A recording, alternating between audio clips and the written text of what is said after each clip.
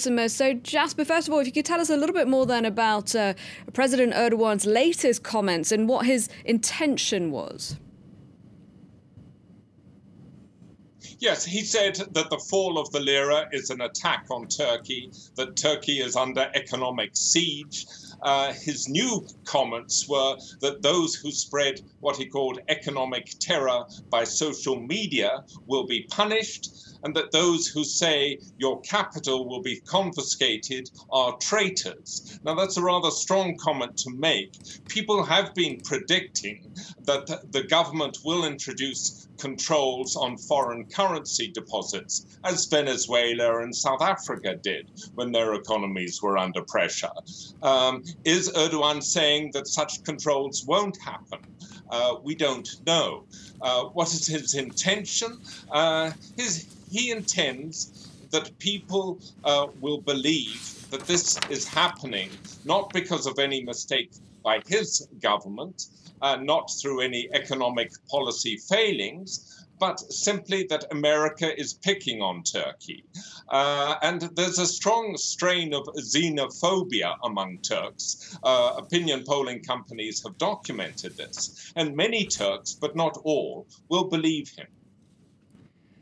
Jasper, what's behind the collapse of the Turkish lira? Well, I think there are two reasons, basically. The one is political, the other is economic. In the political field, America is angry that Turkey has said it will not impose US sanctions on Iran. Turkey says Iran is our neighbor and it's an important source of oil and natural gas for us. American presidents in the past used to say, we understand, and they turn a blind eye to Turkey breaking American sanctions on Iran. But Trump has said, no, you must impose US sanctions on Iran. The second political issue is that Turkey has put on trial an American priest, charging him with terrorism in connection with the Gulenists and the PKK. Now, international human rights groups like Amnesty International and Human Rights Watch and a lot of Western diplomats in Ankara say there is nothing to these charges. Erdogan at one stage offered to swap the priest Andrew Brunson for the Islamic cleric Fethullah Gulen, who lives in Pennsylvania, saying to America, you give us Gulen, we will finish the trial of Brunson and you can have him.